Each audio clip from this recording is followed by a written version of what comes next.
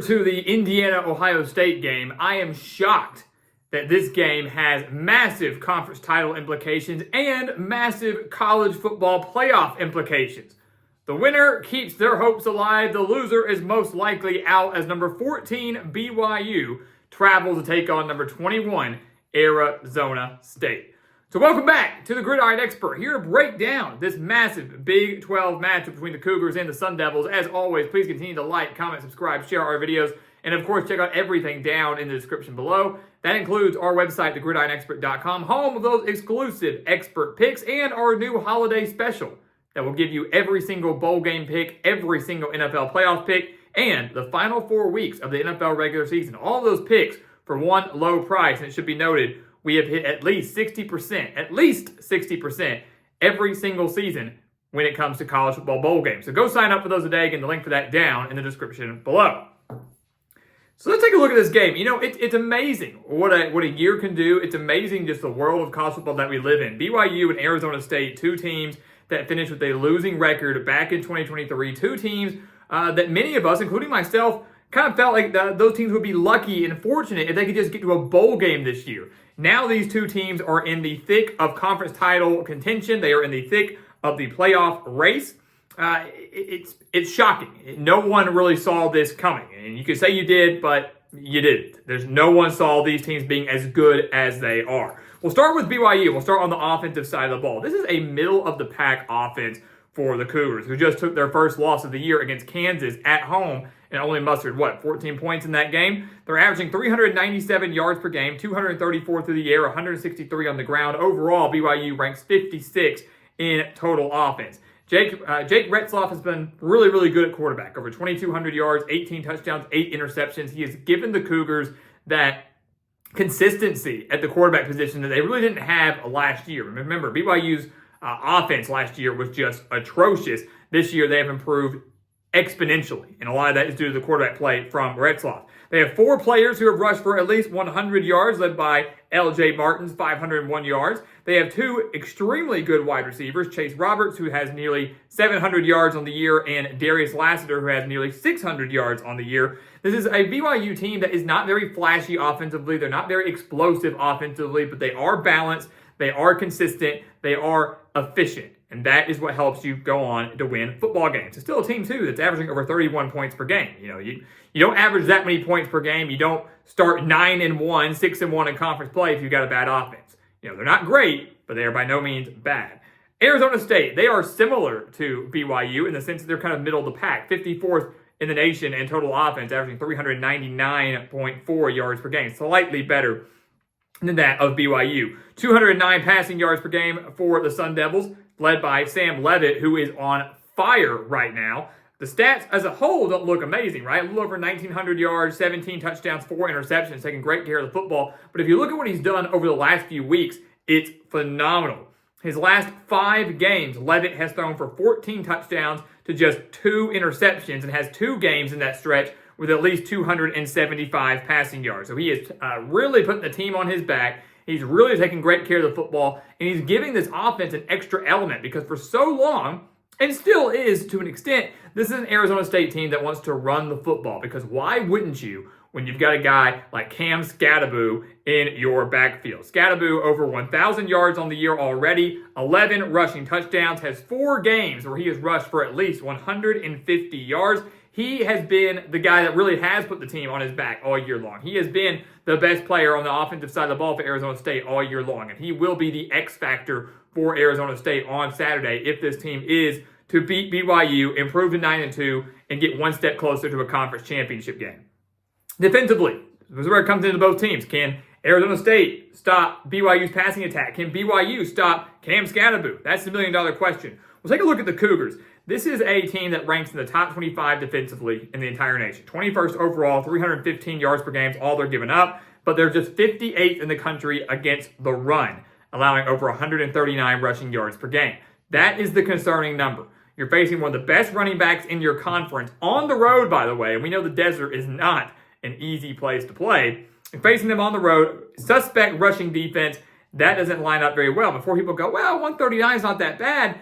Look at the numbers, guys. BYU has played 10 games this year. They've only held 3 teams to under 100 rushing yards. That was Wyoming, Baylor, and surprisingly last week against Kansas, a Kansas team that averages over 200 rushing yards per game. BYU did a good job of shutting them down. They allowed 147 to Utah. They allowed 181 rushing yards to UCF, 269 rushing yards to Oklahoma State, 230 rushing yards to Kansas State. And yes, I know BYU won all of those games.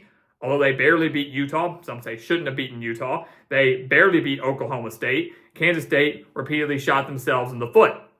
Again, not dogging on what BYU has done. They, are 9-1. They're a good football team, but very fortunate in some of the games that they have played, and they have struggled to stop the run in many of the games that they have played. But one thing the Cougars deserve credit in is their secondary. They have a stingy passing defense, and they know how to get a hold of the ball. BYU has forced 17 interceptions this season. The defense has 17 interceptions this season. So the million-dollar question is, will Sam Leavitt throw one? Right? He's been playing pretty much perfect football over the last month or so. Only 2 interceptions in his last 5 games. Will he commit mistakes against this BYU secondary? We know the Cougars can't get pressure against him. BYU only has 14 sacks on the year. Arizona State's only allowed 15. So I don't expect them to get much pressure on Leavitt, but can they force him into a mistake or two and then convert off of it? So can you create turnovers? Can you stop Cam Scatteraboo? Cougars have the work cut out for them. But the same could be said for Arizona State.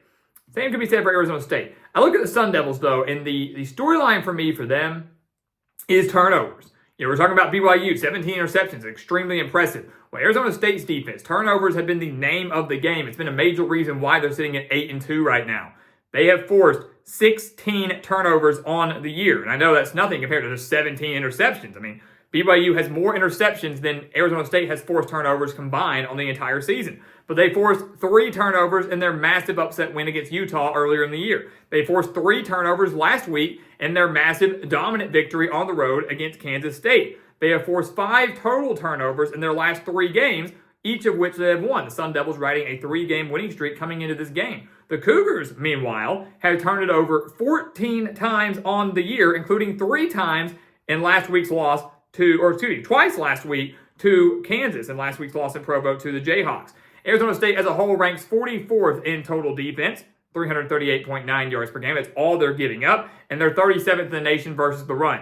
And they can shut down the run and get a little bit of a push up front from the defensive line, a push up front in the trenches. They're going to force Jake Retzlaff to win this game through the air. Is he capable of doing that? Absolutely he is. He's got really good wide receivers like we mentioned in Roberts and Lassiter.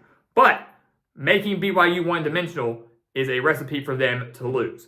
So that's what Arizona State has to do. Hone in on something, force some turnovers, make them one-dimensional, and you've got a great opportunity to win this game, especially with it being on your home turf. And I will say it time and time again. We've seen, whether it's Arizona, as in the Wildcats, or Arizona State, and more so, I would say Arizona State, we have seen them pull off upset after upset after upset in the desert. The Sun Devils, yes, are favored in this game. But from a ranking perspective, from the fact that BYU is still in the top of the conference standings, this would be considered a bit of an upset if the Sun Devils can pull it off. The question is, will they? Will they pull it off?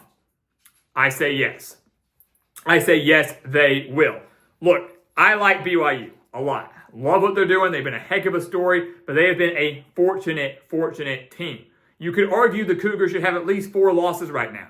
They barely beat SMU by 3 back in the second week of the season. That was before SMU really got good, before they made that quarterback switch, which changed their entire season. So fortunate to beat SMU. They barely beat Oklahoma State, scoring a touchdown with, 10 seconds left to beat the Cowboys, who are the worst team in the conference right now. They got a 1-point controversial win against Utah just a few weeks ago, and then obviously lost at home to Kansas just this last week.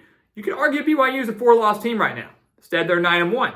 The good teams find ways to win. I will give them credit for that. But Arizona State, they're hot right now. They have started strong over these last few weeks, 3-game winning streak. They dominated Oklahoma State, unlike BYU. They dominated Kansas State from coast to coast. BYU also dominated Kansas State, but Arizona State doing it on the road in Manhattan. This is a fun team to watch. Kenny Dillingham has done a phenomenal job of rebuilding this program and doing it in really record time. Give me the Sun Devils to win this game by at least a touchdown on Saturday. They improved to 9-2. They dropped BYU to 9-2, but the Sun Devils keep their Big 12 title hopes, maybe even playoff hopes, alive.